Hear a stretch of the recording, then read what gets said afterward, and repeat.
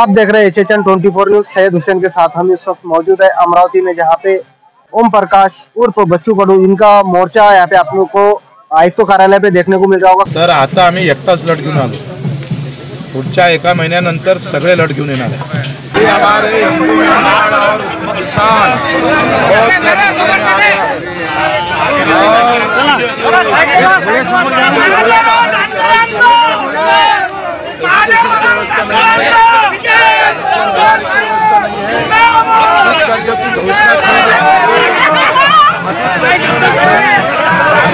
कर्जा माफ होने वाला है। आने वाले टाइम किसान को बहुत बुरी हालत में जाना पड़ेगा। आप देख रहे हैं चेचन 24 न्यूज। सैयद हुसैन के साथ हम इस वक्त मौजूद है अमरावती में, जहां ओम प्रकाश उर्फ बच्चू कडू इनका मोर्चा यहाँ पे आप लोग को आयुक्त कार्यालय पे देखने को मिल रहा होगा। काफी समस्या घेऊन आणि तसेच आमची भावाची घसरण झाली त्यानिमित्त आणि शेतकऱ्यांच्या कर्जमाफी निमित्त हा मोर्चाचं आयोजन केलं आहे। सन्माननीय बच्चू आणि महादेव याची जर दखल सरकारने घेतली नाही तर याहीपेक्षा तीव्र पडसाद या आंदोलनाची पडतील आणि त्याचे परिणाम सरकारला भोगावे लागतील। हिंदूच शेतकरी तर मरत असेल तर मग जाव कोणाजवळ आम्ही, मग त्याचा इशारा देण्याचं काम तुम्ही आम्हाला धर्म आणि जातीच्या नाव वाटवलं आणि लढाई थांबवली हक्काची। माझ्या मजुराची लढाई तिथं आम्ही जात पाहिली नव्हती, आमच्या शेतकऱ्याची लढाई आम्ही कुठे जात पाहिली, धर्म पाहिला, त्याचं कर्म पाहिला गेलं पाहिजे।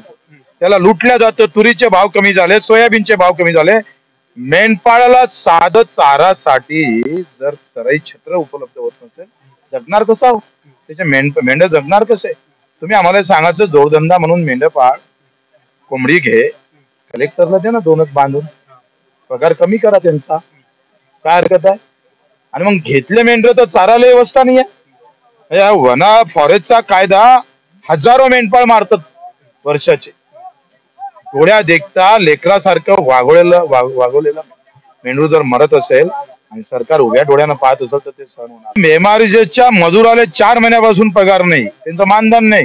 एमआरजेस मध्ये मेळघाटचा आदिवासी असेल, काम करणारा मजूर असेल, अरे तुम्ही कलेक्टरला 5 तारखेला महिना देता, मंत्र्याचे महिने 5 महिन्यात होते, लाज नाही वाटत तुम्हाला? तुम्ही 4-4 महिने दिव्यांगाचा पगार रोखताय, मजुराचा पगार रोखताय आणि पक्ष आणि धर्माच्या नावावर तुम्ही आम्हाला जर छळत असाल तर हे बंद करा। आमचा बाप मरताय याची काळजी घ्या। ज्याला 2 पाय नाही, हात नाही, डोळे नाही, त्याच्यासाठी तुमचं मन दुखत नाही? पक्ष मोठा वाटतं तुम्हाला? आजही पीक कर्जाची घोषणा केली, माफीची, काय आलाय हो? जानेवारी चालला, फेब्रुवारी आहे, मार्च आहे, आणि जर या 3 महिन्यात कर्ज वसुलीचा दिवस असतं, हे सगळे 3 महिने, या जर 3 महिन्यात ज्या शेतकऱ्यानं कर्ज जर भरलं नाही तर 6% व्याजमाफी भेटणार नाही, आणि 6% व्याजमाफी जर भेटली नाही, कर्ज अंगावर तसं राहिलं तर उद्या पेरणीच्या वेळेस माझ्या शेतकऱ्याला कर्ज भेटेल कसं? सांगितलं पाहिजे ना मुख्यमंत्र्यांना। तो हिंदू नाही आहे का? तो हिंदूच आहे, मग त्याच्यासाठी बोलला तर तुम्ही हिंदू विरोधी आहे म्हणताय? आम्हाला बोलायचंच नाही या देशात। पुतीनचा डाव खेळला जातो, कोणीच विरोधक ठेवायचं नाही, मागणी करणारा ठेवायचा नाही, मी आणि मीच, अशी जी व्यवस्था या देशावर आणून ठेवतोय त्याच्या विरोधात हा दंडा, हे काठी, हे खडी खरं।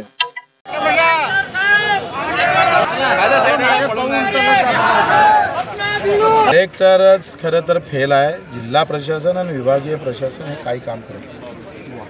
कलेक्टरमध्ये जे काही जिल्हाधिकारी आहे त्यांच्यामध्ये जे काही पदाची गरमी आहे ते खरं तर या जिल्ह्याचे प्रश्न वाढवत। तर काय साध्या गोष्टी आहेत का? इथं मेंढपाळ किती, त्या मेंढपाळांजवळ मेंढ्या किती आणि चराई क्षेत्र किती, याचं साधं जर आपण गणित घेतलं तर मग महसूल क्षेत्रातलं किती क्षेत्र आपण चराईसाठी सोडायचं, फॉरेस्टमधलं, साधे गणित आहे, पण करायचंच नाही ना। 8वा वेतन आहे तो घ्यायचा आणि 7व्या एवढे काम करायचं नाही, हे प्रशासनाचं धोरण आहे। म्हणजे या मेंढपाळाचं एज्युकेशन फिरत असल्यामुळं त्यांच्या मुलांचं एज्युकेशन गेलं, घर भेटलं नाही। इतके 1000 कोटी देवेंद्रजी फडणवीसनं तरतूद केली होती, 1 रुपया खर्च नाही केला, बजेटमध्ये तरतूद झाली। मी सभागृहामध्ये बोललो तर तुम्ही 1000 कोटीची तरतूद केल्यावर 1 रुपया खर्च करत नाही, आणि त्या 1000 कोटीची तरतूद केल्यामुळे 10 डाव सत्कार केला देवेंद्रजीचा तुम्ही। ही अवस्था आम्हाला हे भूलथापा देण्याचं काम थांबलं पाहिजे। मला राजकारण नाही करायचं आहे, पण जाती धर्माच्या नावानं तुम्ही विभागून टाकून हक्काची लढाई असं लढणाऱ्या माणसाला थांबवत असाल, आत्महत्येच्या दारी नेत असाल, तर आता आम्ही एकटाच लढ घेऊन आलो. पुढच्या 1 महिन्यानंतर सगळे लढ घेऊन येणार आहे आणि खरा खुरा मेंढपाळ आणि शेतकऱ्याचा मोर्चा आम्ही दाखवून देऊ. आता ही पहिली वेळ आहे. उद्या असं नाही म्हणायला पाहिजे हरला म्हणून मोर्चा चिघळला. खापर फोडायला पाहिजे म्हणून शांततेनं वापस जात आहो. फिर से लौट के आएंगे तुम्ही छोडेंगे नाही. माफीमध्ये तर एवढा घोड केला. काल कृषी मंत्र्यांना असं सांगितलं का आमच्या बजेटमध्ये निधीच नाही, पैसाच नाही आहे सरकारमध्ये. 4 महिन्यानंतर कर्जमाफी करू. अरे तुम्ही 4 महिन्यानं करा तर जानेवारी, फेब्रुवारी, मार्च हे ते वसुलीचे दिवस आहे आणि शेतकऱ्यांना जर आत्ता कर्ज भरलं नाही, त्यांना भरूच नाही, मला तो काही विषय नाही आहे, पण भरलं नाही तर त्याला 6% व्याजमाफी भेटणार नाही, पुढच्या वर्षी कर्ज भेटणार नाही. जून जुलैमध्ये शेतकऱ्यांची आत्महत्या वाढेल. कर्जाशिवाय शेती पेरू शकत नाही, ही या देशातली वस्तुस्थिती आहे. पण त्या बाबतीत तुम्ही गंभीर आहे का नाही आहे CM साहेब? वित्तमंत्री आमचे अजितदादा गंभीर व्हा. सांगा तुम्ही कधी तुम्ही कोणतं कर्ज माफ करणार आहे, किती करणार आहे, कोणाचं करणार आहे. काहीच वाच्यता नाही हो, काहीच स्पष्टीकरण नाही आहे. म्हणजे वाऱ्यावर सोडलं आहे शेतकऱ्याला. तुरीले भाव नाही, सोयाबीनले भाव नाही, कापसाले भाव नाही, कर्ज फेडाव का नाही फेडाव त्याचं काही ताल नाही. कसं चालवतं आहे सरकार तुम्ही? आत्ता आम्ही अगदी वेळेवर ह्या सगळ्या आंदोलनाची तयारी झाली आणि प्रत्येक जिल्ह्यात पहिले पुणे विभागात आंदोलन होईल आणि तिथून प्रत्येक विभागात आंदोलन करू. त्याच्यासोबत दिव्यांग घेऊ, आम्ही भावाची